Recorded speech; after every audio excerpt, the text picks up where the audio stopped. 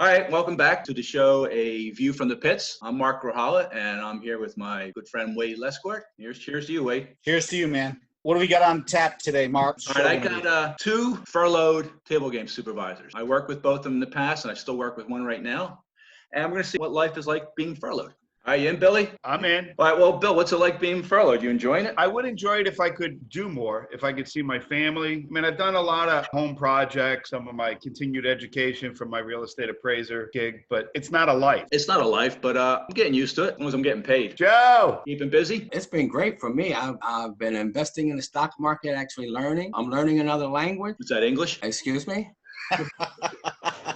You don't talk. No, but I'm kind of like Billy. I got things such as this. Atta boy, I like that. So I've been doing like a lot of things. I got 5 different projects going on. That's wonderful, Joe. Hey, let me ask you guys a question. While you've been furloughed, have you been able to finish any of your projects? I actually did a big project for my girlfriend. I built 2 walls and cut the hill, like a trellis or step hill like you would do wine or something on a hillside. It took me 2 months, not a 55-year-old job anymore. Just wanted to wish anybody with a kid for Father's Day. My kids got me this year. Dad, no matter what life throws at you, at least you don't have ugly children. I'm glad they think that they're not ugly. So, Joe, you're getting called back soon, right? Probably this coming week, yes. So you had training? Intensive training. Every game is different. People have to wear masks for certain games, craps and roulette. You have to have a mask, but it's not mandatory that other people have masks. You can't ask them to leave and things of that sort. I have a whole bunch of training materials. Masks aren't mandatory? No, they aren't mandatory. No, you cannot ask someone to get up and leave if they don't have a mask. Or ask them that. I mean, we can as supervisors. I believe security can, but we can't ask anyone to leave. No. Well, we talked about this before. Wade said that if he's at a table and he's playing as a gambler and someone doesn't have a mask, he's getting up and leaving. Yep.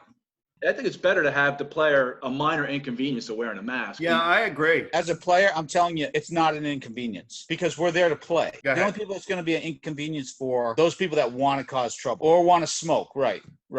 Or they want their 5 minutes of fame. There's one thing I gotta say: the urge to gamble overcomes the urge to do anything else. How many times you see that person come up with a cigarette in their hand to play blackjack and say, "Sir, it's no smoking game." They put that cigarette out. They'd rather gamble than smoke. And this is the same premise for these masks. The fact that it's not mandatory, to me, is people running these casinos that don't understand the patron. And there's other reasons. Some people are claustrophobic. Some people can't breathe in a mask. We also have shields. In my opinion, it's not necessarily that people just want to, beat the system or something. Some people just aren't comfortable with masks. Well, I'm definitely not comfortable with a mask. See? Yeah, I'd wear a shield if I needed to, if that was better. Well, I have them. I've been selling PPE. I tell you, I've been doing a bunch of things. Look at you. The hardest thing for us is to get used to wearing a mask for 8 hours. I hand it to these nurses and doctors who wear that all day long. It's not comfortable. But again, it's a minor inconvenience, which we're all going to have to do. But my concern is, not to get personal, we were in our training, family member died from the virus, and they had just found out during the meeting. Mark, you were telling me that some casinos, I think in Arizona,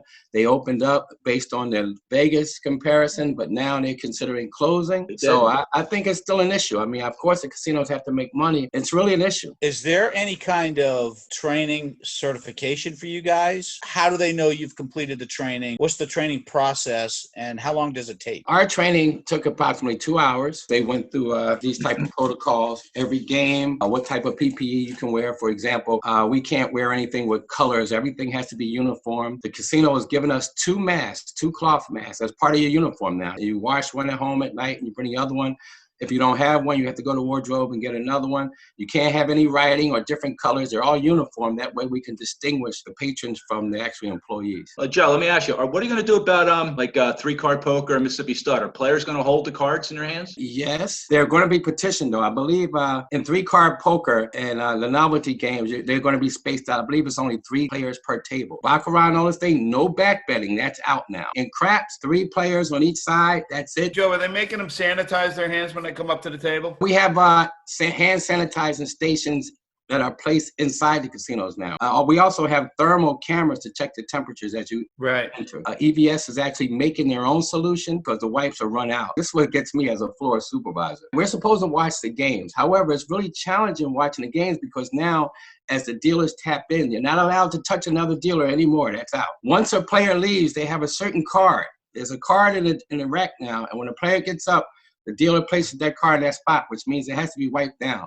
The floor supervisor's got to wipe it down. Also, as the dealer taps in, their first thing is to wipe off the rack and all that kind of stuff, and then they place the napkin there. It's the floor supervisor's job to go along and pick up all these things. It's kind of different. The pit bosses have to clean the shields. You know, the shields that they're placing up. We're going to be on one game, cleaning the dice and yelling, I want to sit down and play. Get over here, wipe this down. Here's another thing in dice. Every time a shooter shoots the dice, you have to check. We have 2 sets of dice now in the game instead of 1. So once one shooter finishes shooting, then we hand in the other set of dice, and then those dice are being wiped down.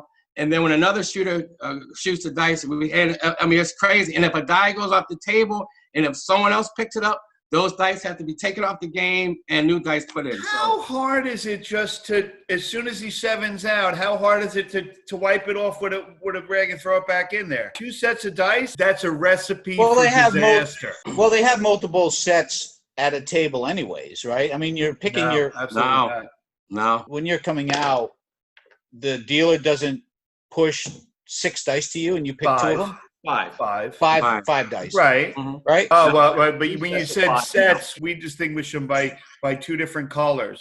If you have 2 crap tables next to each other, one will have orange dice on it, one will have yellow dice to differentiate the 2. Just in case one die goes to the other table or is dropped, we know where it goes. Plus, they have numbers on them. Yeah, I think the dice are easy enough to clean. I think because so too. You're just picking up 2 of the 5 dice anyways, right? So wipe it down. That's easy enough to clean. Yeah, I'm curious about where do you keep the other dice, Joe? I have no idea. I'll know when they bag the dice now. You know how we used to place them in a bag and then you write the time, the date, and then now you have 2 bags because the bag that you originally place them in, that's the one bag, and then you have to place them in another bag. Everything has to be bagged twice. There's also procedures for ripped cards, and that's like triple bagging and things like that. So, but I guess every casino is going to be different. Are players allowed to roll on the dice? That's a good question, Mark. Good luck stopping them. Well, I assume they are. We're going to change them. Through their mask? Yeah, I can't believe that it's not mandatory to wear a mask.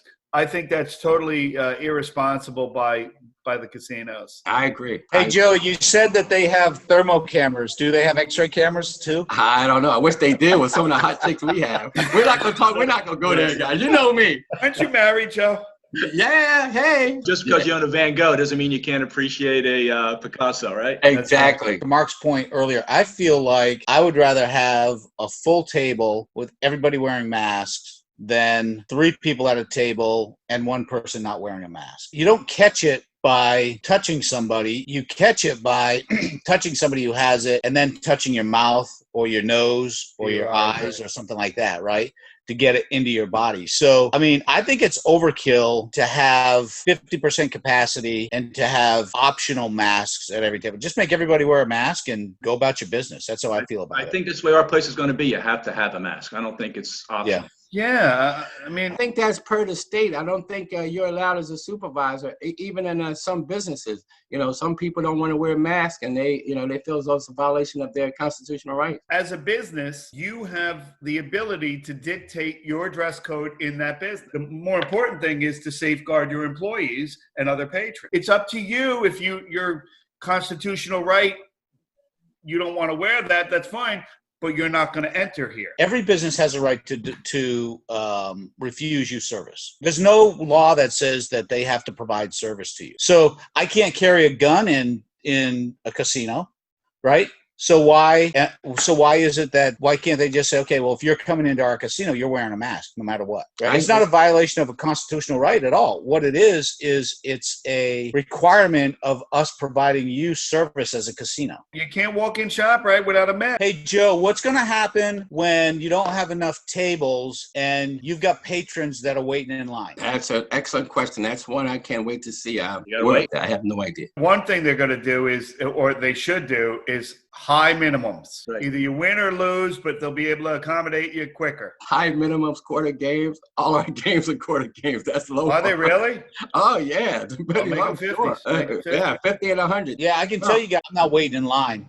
I'm leaving. Yo, Yeah, when was the that last sounds- time you worked? When was the last time your casino was open? We closed March 16th. 13th. Yeah, my last day was Friday the 13th. It was Yeah. also the last day I went to the gym. I remember going this long without going to the gym. And you know what? Now that I think about it, something happened that morning. I went to the gym before work. Probably an omen, which I really didn't see, but I was working out and I had to go to the bathroom. So I walk into the men's room and there's like 7, 8, 9 urinals on the wall. And there's one guy there and he's like right in the middle one. Now, I don't know about you, but when I go, I use like the one on the end.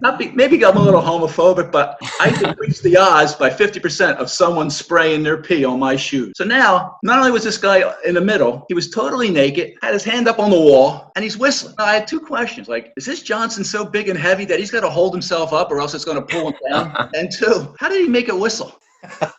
This is a Mark joke. It's a true story. The front of the house, they're taking care of. They're taking care of the customers and the game and things.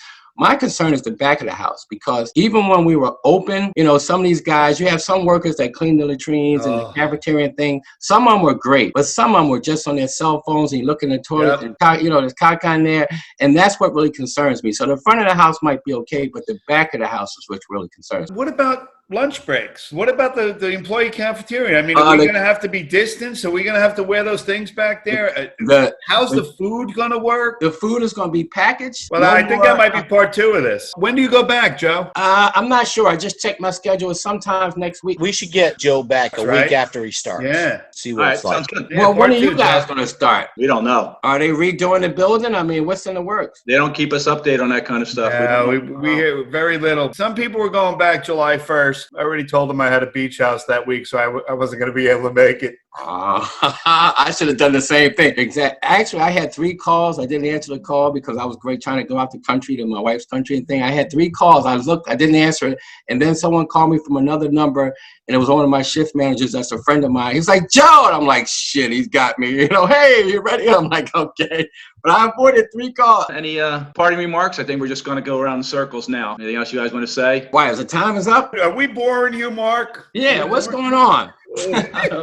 Anyway, I just want to say, great show, Mark. I love you guys. Joe Hendricks, Philadelphia. Look out for my channel as well. And also, I've been selling things on eBay. I'm doing so much stuff. Like, let me see. Plug. Oh, yeah, I got to plug some stuff, like cameras. Don't worry, Mark. I'm going to edit it all out. I got cameras for sale for like 10 and 20 bucks. He's having a trunk sale. This is back in my New York days. Take care, everybody. Guys, Bye-bye. Peace out. I don't see Joe yet. Joe, Joe. it's like coming back from break all the time. Yep. Thank God this isn't live TV, right? Uh, Joe, where are you? I got $20 as he's making a drink with alcohol.